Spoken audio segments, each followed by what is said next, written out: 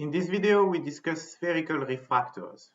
We have already seen an example of a flat refractor when you have two media with different indices of refraction, and we saw that this can create virtual images. We have also mentioned that for spherical refractors, we have the relation NA over S plus NB over S prime is equal to NB minus NA over R. And the magnification is given by minus NAS prime over NBS. And here I take this example from your LibreText. First, we will do the analysis of sign rules. Right? So remember, if you don't remember the sign rules, make sure to check the video on sign rules. Right? Here, let's look at this. So we have an object on the left, and the incoming side of the surface is also on the left. And so S is going to be positive. The center of curvature is located on the right, and the outgoing side of the surface is also on the right. So R is positive.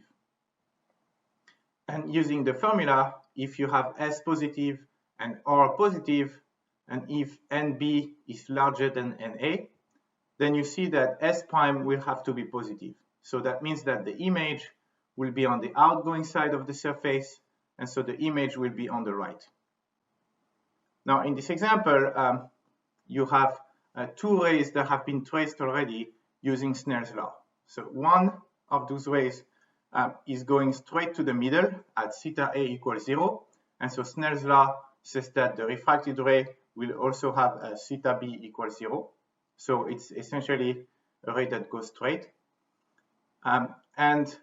The other one is a ray that goes to a point on the surface with an angle theta 1 from the normal of the surface.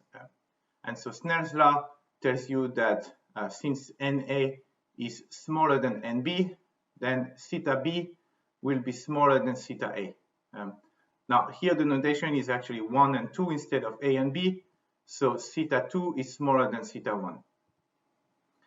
And you see that the two rays will intersect each other and create an apparent image on the right side. So on the right side is what we expected from our analysis with the sign rule.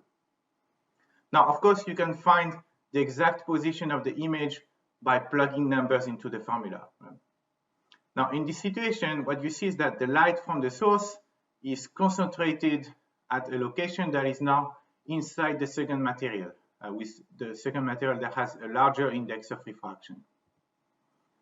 And this situation actually happens, for example, when you have droplets of water on plants. The index of refraction of water is larger than the index of air, and the curvature of the droplets is toward the inside of the droplet. So the light rays are refracted towards each other inside the droplet. And because of this, then the sunlight is more concentrated, and eventually this can actually create burns on the plant.